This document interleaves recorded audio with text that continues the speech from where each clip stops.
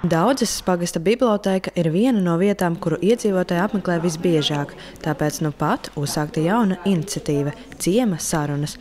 Katru mēnesi būs iespēja tuvāk iepazīt pagasta cilvēkus caur grāmatām. Mūsu pagasta iedzīvotājiem ļoti svarīgi ir tas cilvēks, kas ierodās, lai viņš kaut mazliet viņu zina. Un tāpēc ir šīs ciema sarunas, kurās es aicināšu cilvēkus, kas ir kaut kādā veidā saistīti ar Daudzevu. Un arī šodien ir ļoti daudz cilvēku pieteikušies uz šo pasākumu. Pirmā pasākuma viešņa bija konditora Gunita Leita, kuras dzimtā vieta ir Daudzava Daudzeses pagastā. Viņa nevien dalījās ar saviem konditorijas atklājumiem, padomiem un receptēm, bet meistarklasē ar apmeklētājiem kopīgi uzcepa arī kūku. Prieks man ir satikt arī savus klases biedru mammas. Un man liekas, tā ir ļoti laba tradīcija iepazīt arī daudzaviešu hobijus. Šoreiz ir pilnīgi trāpīts desmitniekā, tāpēc, ka vajag runāt par tiem vēdera priekiem, par to garšīgumu, kas mums dzīvē ikdienā ir. Pasākums pulcēja daudz apmeklētāju, tostarp arī kādi konditorijas entuziasti, kur atbraukusi no Madonas.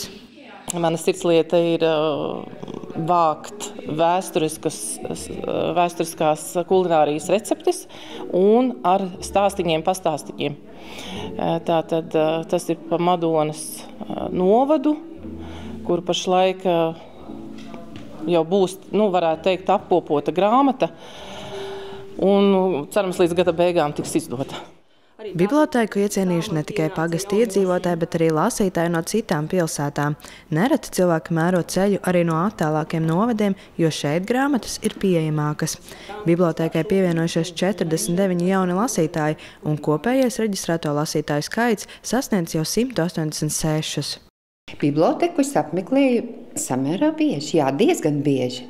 Vienu brīdi man bija tā, ka es nevarēju neko īpaši lasīt, bet šobrīd man ir atjaunojusies vēlme lasīt.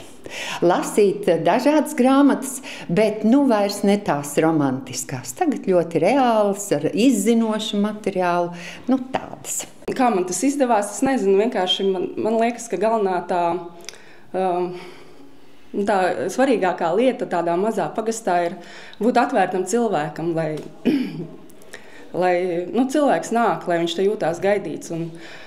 Un šis gads ir pagājis tiešām, lai pielāgotu, lai telpas padarītu skaistākas un vienkārši gaidītu to cilvēku. Un tā arī viņi nāca.